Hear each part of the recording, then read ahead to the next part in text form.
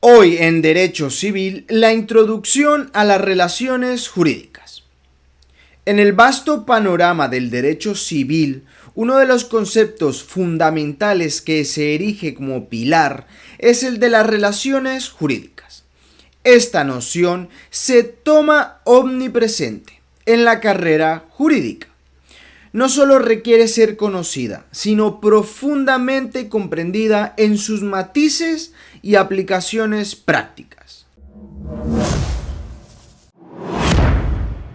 El término relación jurídica se refiere a un vínculo social que ha sido contemplado y regulado por el ordenamiento jurídico.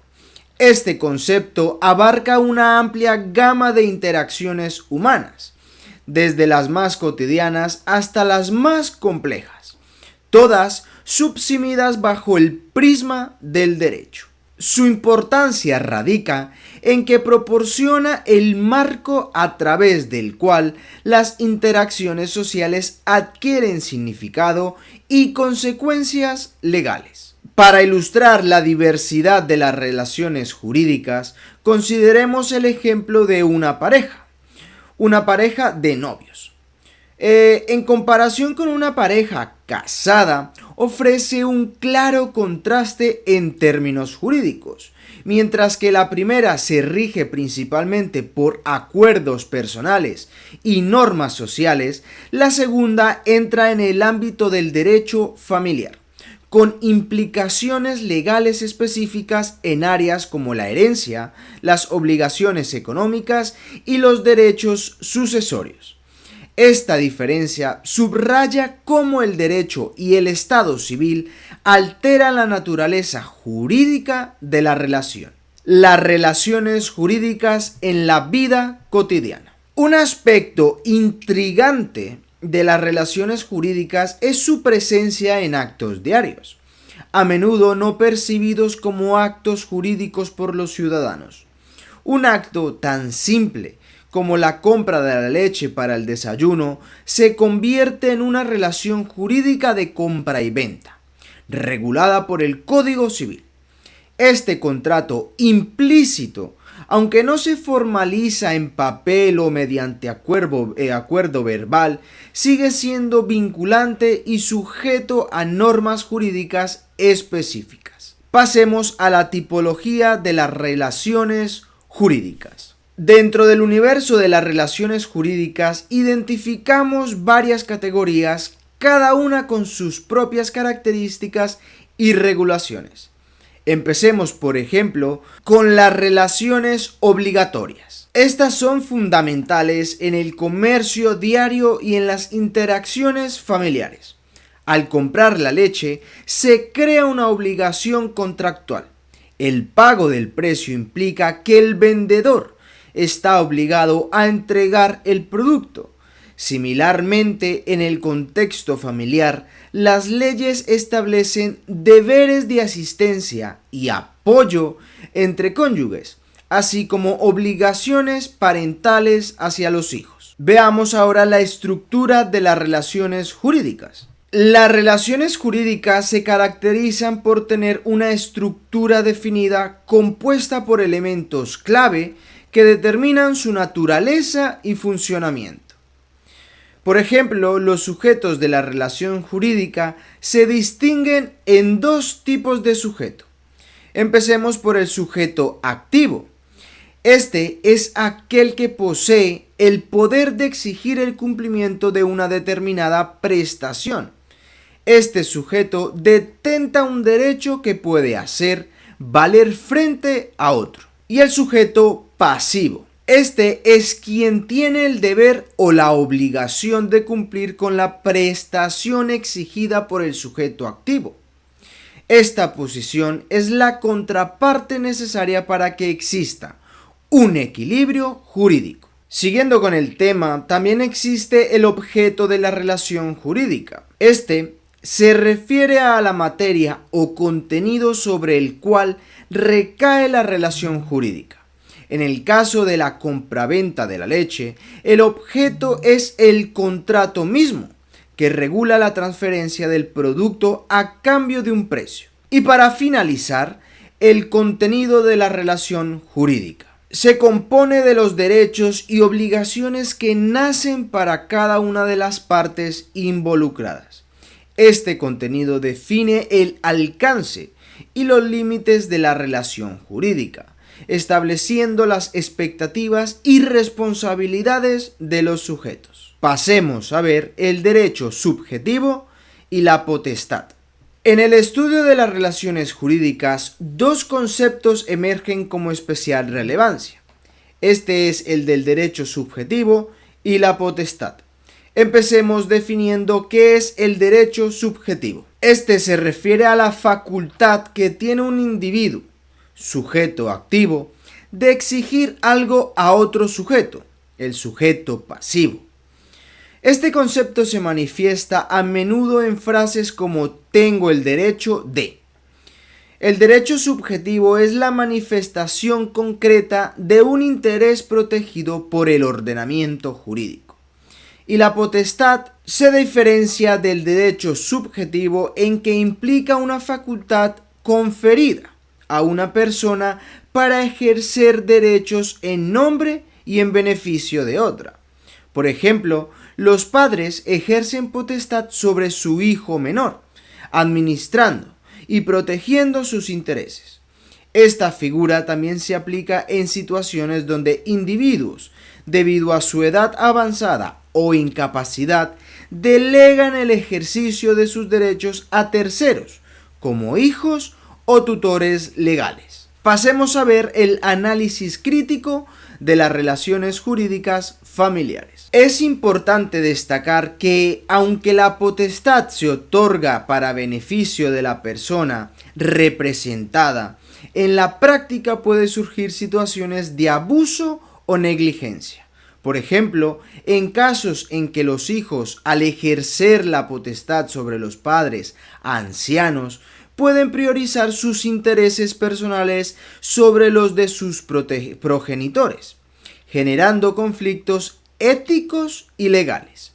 Esta realidad pone en relieve la necesidad de un marco jurídico robusto y mecanismos de control efectivos para prevenir y sancionar tales abusos. Veamos ahora la clasificación de los derechos subjetivos. Los derechos subjetivos se clasifican en distintas categorías, reflejando la diversidad compleja del tejido social.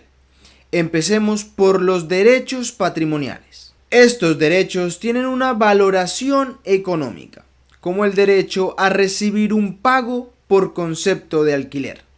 Estos son cuantificables y transables en términos monetarios. Y los derechos extrapatrimoniales.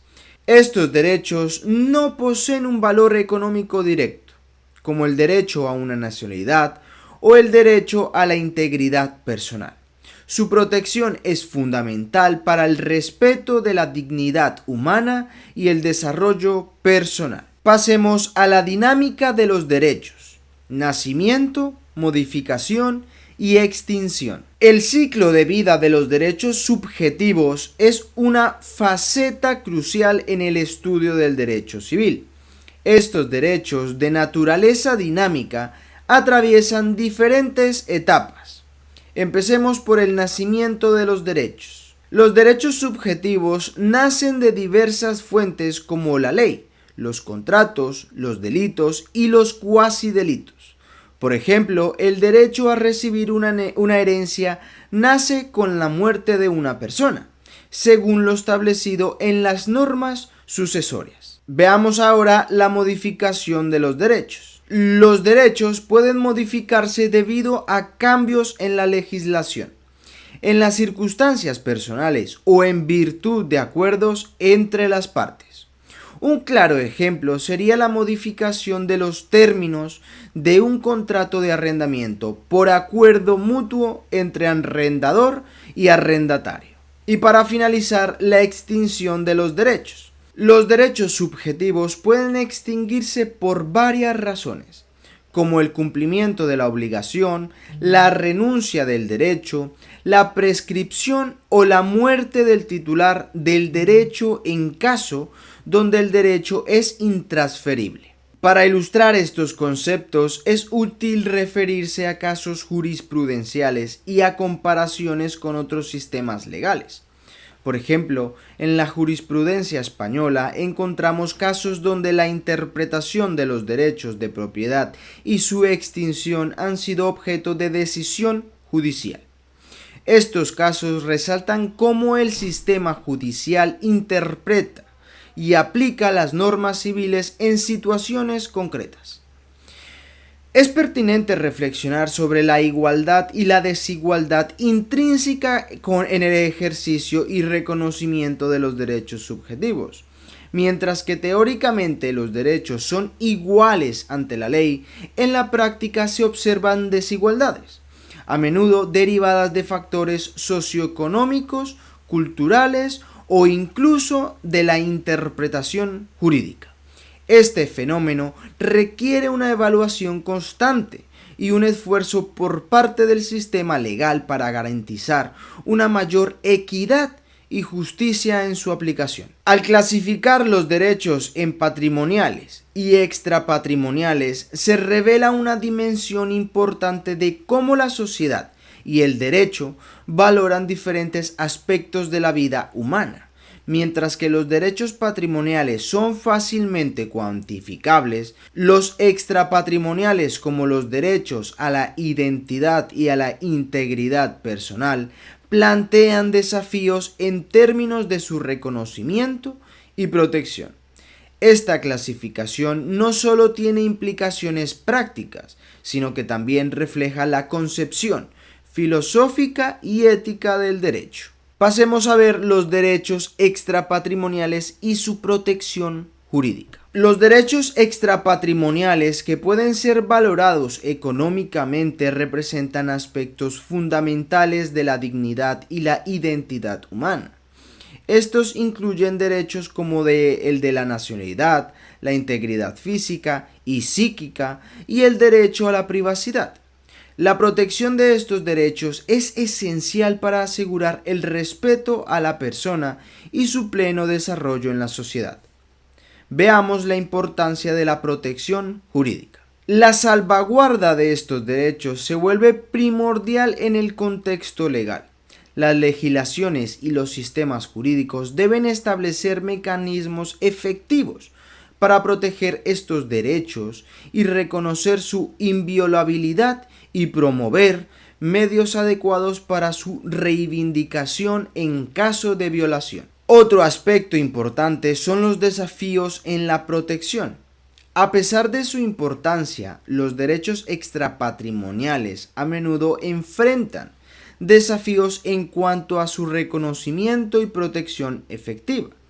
Esto puede deberse a limitaciones en la legislación, interpretaciones jurídicas restrictivas o la falta de conciencia social sobre su relevancia. El derecho civil, en su esencia, busca regular las relaciones entre personas, abarcando desde transacciones mercantiles, comerciales, hasta aspectos personales y familiares.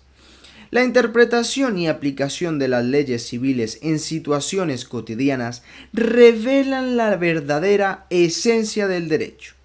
Aunque a menudo no se perciba, el derecho civil está intrínsecamente presente en numerosas facetas de la vida diaria, desde la compra de bienes y servicios hasta las relaciones familiares.